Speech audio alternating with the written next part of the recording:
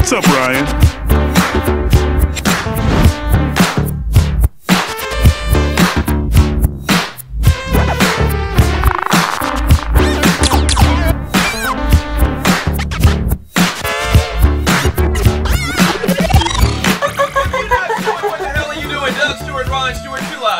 In the Doghouse.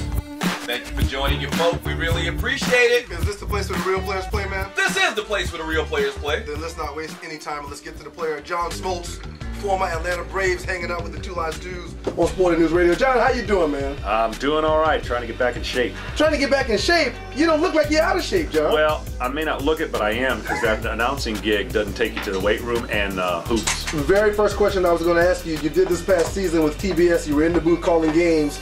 How was your first year being an analyst, being in the booth? Was it more work than you thought it would be, or was it easier? Give us your thoughts on that. It was a lot more work than I thought it was going to be, and I had to cut that down because I got to information overkill. The stats like I've never, if I'd have seen these stats as a player, I'd have gone psycho. I'm just telling you. So I learned on the job, and it was fun. A lot of people helped me. Joe Simpson and Ernie Johnson Jr. are two of the best. I mean, we had a blast. And I said when I did this, I was going to have fun, make fun of myself, learn, kind of like baseball. If you don't fail, you don't succeed. And I certainly had my moments of tongue-twisting opportunities, but it was a lot of fun. Have you seen things that you do differently next year? Yeah, I'll look at the information that I have differently. I won't have to try and prove my worth in statistical category. I just call the game as a conversational piece. I do have to give a little more homework to the players I don't know about. You know, it's that familiarity when you're an older player in the league is kind of nice because you know what they know about you. And, you know, going into a game and covering teams that I don't follow, that's been the most difficult transition is covering the Braves, which I love, know that everybody here, and then trying to go abroad in a national game and cover that game and just having to learn. And I've learned to pick the brains of a lot of ex-teammates that are all over the place, and they can give you that insight. Insight is always good. We are hanging out in the Two Lives Dudes in the Doghouse with John Smoltz. He's putting it down. We're going to talk about some good things going on in the hood with the good folks from MasterCard. John, all right, is the career done? I mean, you still look like you're in shape. We were just talking to you about, you know, playing some basketball, some hoops. Is your career done? It is, yeah. I'm going to play basketball till they take that away from me next. I always said if I'm going to go down, I'm going to go down and complain that my body's beat up because I enjoyed the stuff I did. I love hoops, and I would play it, you know, more often if I could. Right. Now, you're one of the guys, whenever you think of the Atlanta Braves, you think of guys like you and Maddox and guys like that. Any reservation about putting on that Red Sox uniform? Oh, there's no doubt. I mean, if everyone knew, you know, like when you see people from afar having to go through something that on the outside it looks like, why'd they do that? There really was no choice. If I had to do one thing over again and I could have that magic ball, I wish that wouldn't have happened. I had a great insight to their organization. I experienced some incredible things in St. Louis, but everyone knew my heart was here. I wanted to retire a Brave. I made that known. It's probably my, if you could say the word curse, I made it known so much that it became like a negotiation nightmare, you know? Right, I mean, it was almost like I put the own change on myself because I wanted so bad. I'd known no one had ever done it. And I grew up in an era in Detroit where I watched Lou Whitaker, Trammell, all those guys play for one team. I said, that's what I want to do if I ever get a chance. And I know economic times change, but it is what it is. And I can empathize a little bit with Derek Jeter because I wanted my whole thing to be quiet. I was just about to go there with you, and you are tossing out holiday gifts for the children at the Aflac Cancer Center of Children's Healthcare of Atlanta this afternoon. We'll talk about that here in a second. But Derek Jeter just got his deal done, re-signed with the Yankees, but it was a really public situation. It was kind of like front and center. Every morning I came in, there was something to read about. Nasty things was being said about one of the best Yankees in the history of the Yankees, and you went through a similar situation. A, did you know Derek Jeter would remain a Yankee? And B, if you could change anything back to your personal situation when you were leaving the Braves, what would you do differently? Nothing. I never said a word. That's what made it so difficult. You know, I was completely on par with if it went in another direction, When the organization came out and made some statements, that's when it got hard.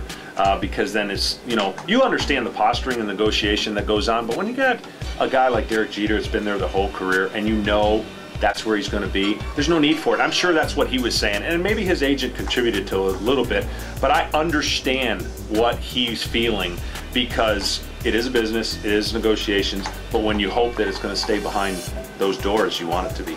Talking to John Smoltz in the Doghouse with the Two Lives Dudes Sporting News Radio. What are your thoughts on Bobby Cox being done in Atlanta as the manager? Well, you know, I always have this weird feeling that he's not done as a manager, but maybe done here. I mean, the man just lives and breathes baseball. But it was one of those things where I never thought, I would be interviewing the guy I played for my whole career, and I got a chance to do that for MLB TV and even Peachtree TV, and it was a neat experience to see it from afar, because I have such respect for a man who poured his life and soul, and it had an impact on so many players. And I don't know what he's going to do. I just know he's going to do something in the game of baseball, and hopefully his retirement is as pleasant as mine has been. Future Hall of Famer John Smoltz hanging out with the Two Live Stews on Sporting News Radio. Through MastercardMarketplace.com/SunTrust, consumers enjoy free access to discounts on hundreds of offers from thousands of their favorite brands just for being an eligible MasterCard cardholder. I mentioned what you got going on with the good folks at the Aflac Cancer Center and Children's Healthcare of Atlanta this afternoon. Talk to us about what's going on with you and MasterCard, John. Yeah, it's a great partnership. It's right up my alley with Children's Healthcare because of the amount of things that I've done with them. And they donated $5,000 worth of gifts through this website on my behalf, and it's going to go to these children, and they can stretch the dollar well beyond what the dollar it takes to buy these things. So when you get on this website, you're going to see incredible deals. We encourage everybody to get on there and just see what this is all about.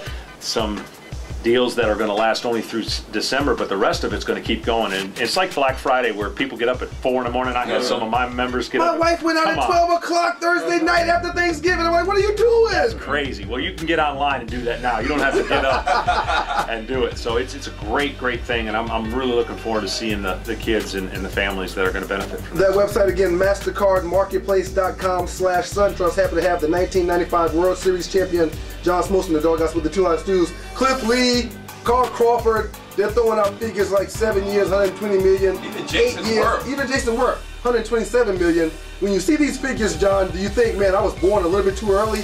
Or what do you say, man? He got paid too. Yeah, he got paid. I'm a blessed man. I just I think back to all the different things that I chose to do and all the money that I turned down. More power to them if they can get it. But it's mind-boggling. I mean, especially in some times that we're dealing with today. Right. So it's mind-boggling and interesting choices for some of these guys where they go. You know, to be and he's a great player. I don't know if it's just the downward trend, but to hit 196. Carlos Pena going to get paid $10 million. $10 million for 1 year. There's a lot of guys on the couch going, "Come on." Yeah. But I'm sure he'll turn it around and hit a lot of home runs for him. One last thing about the Braves. Freddie Gonzalez is new manager. You know, Cox has been there forever and a day. Your thoughts on the new manager for the Braves, Freddie Gonzalez? Well, having known Freddie, I think he's going to do great. He's got a great tutelage, and being under Bobby and the third base coach, it's almost like a good resume to have. And I think he'll be able to transcend what already is there. I mean, it's going to have to be different. Whoever comes in is going to have to make it a little bit different. And they'll put together the team that they put together that thinks they got the best chance.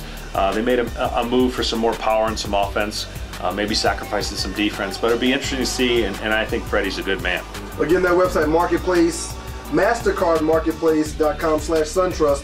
When's the last time you played golf with Tiger Woods? Because he's on record for saying that you're one of the best golfers outside the PGA Tour.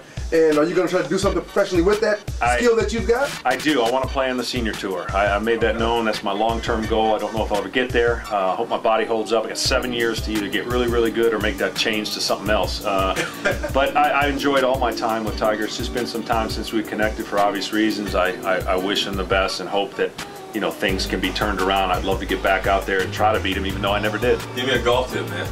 Golf tip? Give me a golf tip, man. Well, it's kind of like this. I mean, the ball ain't moving. Right. You got to find a way to have your body not move and turn around your spine and just hit it and enjoy it. It's kind of like, well, that's simple. You know, yeah, it's magic. But you keep your left shoulder before the base, before the golf ball, and you hit it. And, right. I mean, I don't want to bring a sore subject up, and I'm sorry if I'm doing, but I just lost track of where you and Steak were in this match. Did you have that rematch? Steak all of a sudden he's a no-show. The basketball game. It was a no-show? Yeah, I mean, he's got amnesia now. Sore subject, John. Oh, it is a sore subject. I'm sorry. Steak Shapiro, the morning host at our station here at WQXI in Atlanta. The 8-time All-Star is teaming up with the SunTrust and MasterCard to present the kids at the Aflac Cancer Center of Children with $5,000 worth of holiday gifts purchased through MastercardMarketplace.com/SunTrust. So check out that website, MastercardMarketplace.com/SunTrust. John, always good to see you, man, and thank you so much for coming in, man. I'm blessed. Thank you. That's John Smoltz hanging out with the Two Live Stews on Sporting News Radio. Yeah. You don't want none. Him, I don't think you want none of Steak, and you definitely don't want none of John those links. I don't want no stake in basketball. Right. Whenever I hear about John Smoltz and Shannon Sharp, Sterling Sharp being scratch golfers, right? I'm like, man, I gotta get there one day, man. Yeah, but I gotta get there one day. I think it's a skill, and some people are born to be great, and some people can train themselves to be good. I refute that. I mean, I think that with hard work, you can do anything. Up next in the Doghouse with the Chill Out Stews, man, the Boise State president goes ham on the BCS. We'll talk about it up next and take your phone calls at 888-STEWS-90. Keep it locked. 2 Live Stews. All right, man. Hey, man. Good to see you. Good seeing you. Good seeing you. I told him, here's my idea, okay? Okay. This is my idea. Thanks, man. No, thank you. Appreciate it. You guys have to get a charity basketball match against 680. I'm already signed up. They get their celebrities, you get your celebrities, and it's a no-brainer. Let's do it. I like it. I mean, they'll have their class of celebrities, you know? It'll be a nice charity deal. Put you Head up. there. And we'll make it fair. You know, we don't want to be lopsided, but I'll try. Anyways, they're get off a shot against me, much less beat me in a game of basketball. John, thanks, man. You got it. You guys have a good one.